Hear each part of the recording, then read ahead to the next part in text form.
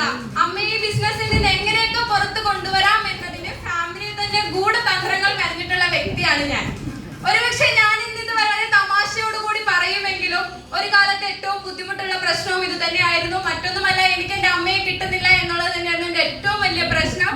പക്ഷെ ആ പ്രശ്നങ്ങളിലൂടെയൊക്കെ മുന്നോട്ട് പോകുന്ന സമയത്ത് അമ്മയുടെ കൂടെ ഞാൻ ഓരോ പ്രോഗ്രാമിനൊക്കെ പോയി തുടങ്ങി. കാരണം എനിക്ക് ഈ ബിസിനസിന്റെ കുറ്റം പറയണമായിരുന്നു.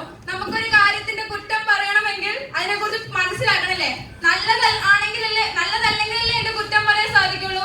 പഠിക്കാനായിട്ട് ഞാനും അമ്മയുടെ കൂടെ പോയി. എനിക്ക് ബിസിനസിന്റെ കുറ്റങ്ങളൊന്നും കണ്ടെത്താൻ സാധിച്ചില്ല. മെല്ലെ മെല്ലെ അമ്മേനെ സപ്പോർട്ട് ചെയ്യാൻ തുടങ്ങി. അമ്മയെ ബിസിനസ് ചെയ്യുന്നതിനെ സപ്പോർട്ട് ചെയ്തു.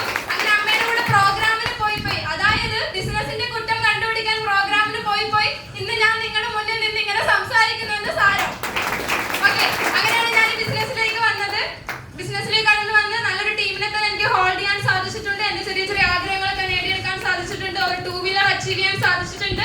ആ 2 വീലറിലാണ് ഞാൻ എന്റെ ടീമിനോടൊപ്പം വർക്ക് ചെയ്യുന്നത്. പക്ഷേ എനിക്ക് ഒരുപാട് നേട്ടങ്ങൾ ഉണ്ടാക്കിയെടുക്കാൻ സാധിച്ചിരുന്നു. ഞാൻ ഇന്ന് കമ്പനിയുടെ ഡിസ്ട്രിക്ട് ടീം കോർഡിനേറ്റർ റാങ്കിൽ നിന്നാണ് വർക്ക് ചെയ്യുന്നത്. എന്നെ ഹെൽപ്പ് ചെയ്തിട്ടുള്ള എന്റെ ടീമിനും എന്റെ അപ്ലയൻസിനും എല്ലാവർക്കും ഞാൻ ഈ അവസരത്തിൽ നന്ദി അറിയിക്കുകയാണ്. എനിക്ക് ഇത്തരത്തിൽ നേട്ടങ്ങൾ ഉണ്ടാക്കിയെടുക്കാൻ സാധിച്ചെങ്കിലും ഞാൻ ഇന്നും ഏറ്റവും വലിയ നേട്ടം എന്ന് വിശ്വസിക്കുന്നത് മറ്റൊന്നുമല്ല. ഞാൻ പറഞ്ഞു, ഞാൻ കുട്ടനാട്ടിലാണ് പഠിച്ചതും വളർന്നതും ഒക്കെ. മനുഷ്യരെ കണ്ട് ശീലമില്ലാതെ അല്ലെങ്കിൽ